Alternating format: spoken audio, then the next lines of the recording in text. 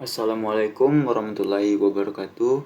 Good night everyone. Let me introduce myself. My name is Amar Rajiv with student ID number 2023-32-138.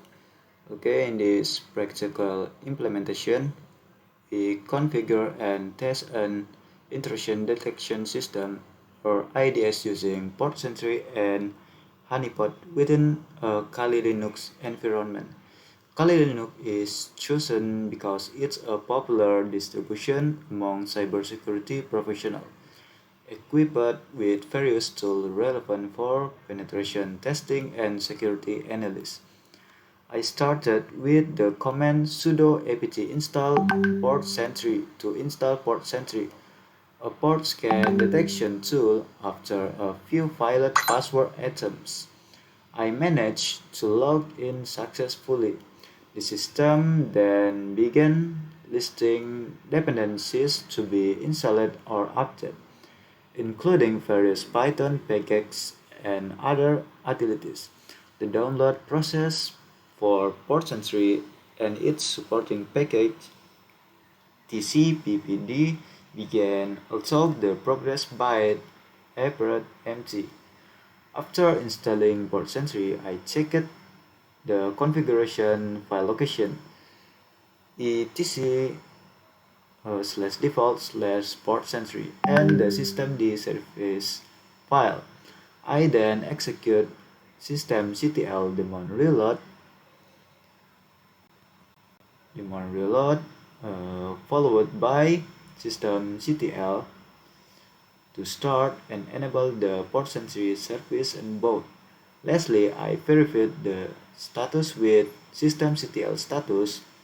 The output showed Port Sentry was active running with two processes, TCP and UDP, and more importantly, the logs confirmed that Port Sentry had started listening on UDP ports.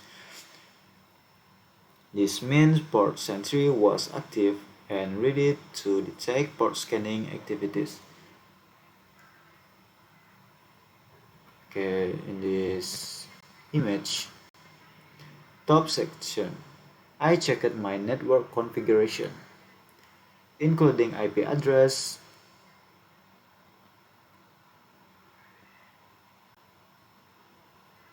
wait,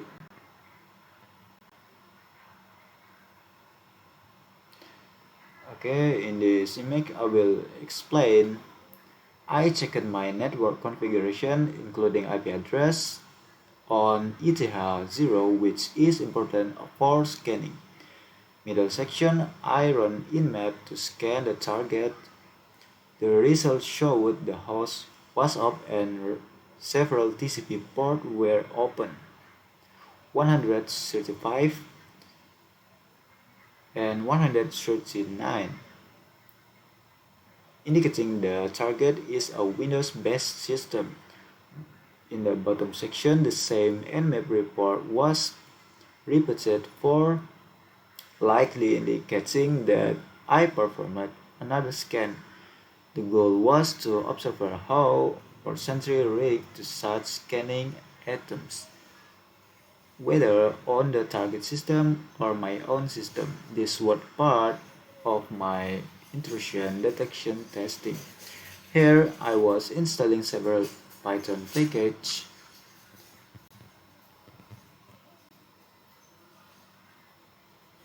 likely related to authentication. The system confirmed that many packages were already up to date and identified some unnecessary dependencies. In the terminal, I first configured the core user information. Despite a mystified desktop command, I successfully cloned the Cori honeypot repository from GitHub using git clone. The download went smoothly with all objects received and resolved, meaning I had the Cori source code ready to begin setting up my honeypot. After activating the Cori virtual environment, I execute pip install r install R, all required Python dependencies. The terminal showed the process of collecting and downloading various packages like ethers, ensuring Corey had all the necessary components installed. I verified my location in the Corey directory DVD, then copied the file configuration file from etc/corey.cvg.dis to etc/corey.cfg. Finally, I opened the configuration file with Nano to begin editing the honeypot setting. Briefly, in the configuration file etc/corey.cpg, I adjusted compression setting and more importantly, configuration Corey to listen for incoming SSH connection on port across all interfaces. Next, I launched Corey from the virtual environment and checked its status.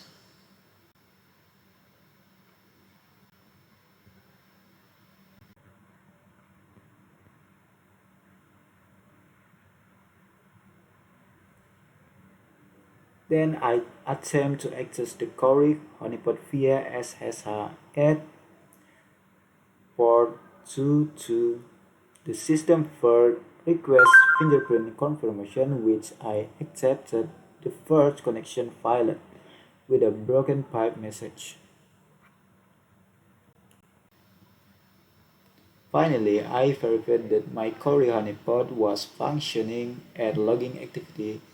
I was inside the Corey virtual environment indicated by Corey/fanv. In the terminal prompt, I used the command grep login atom var/log/corey/corey.log. This command is helpful to filter specific information from large to file. I searched for line containing the phrase login atom within Corey log file. As a result,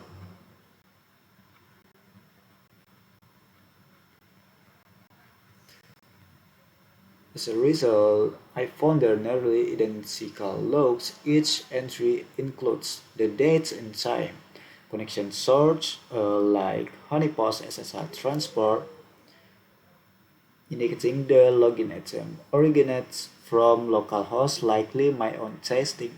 A clear login atom sets the credentials used, username Corey with password 1. Status failed as ejected. The login attempts were ejected, demonstrating Corey role and recording not granting access. Okay, this is my explanation about IDS and Assalamualaikum warahmatullahi wabarakatuh.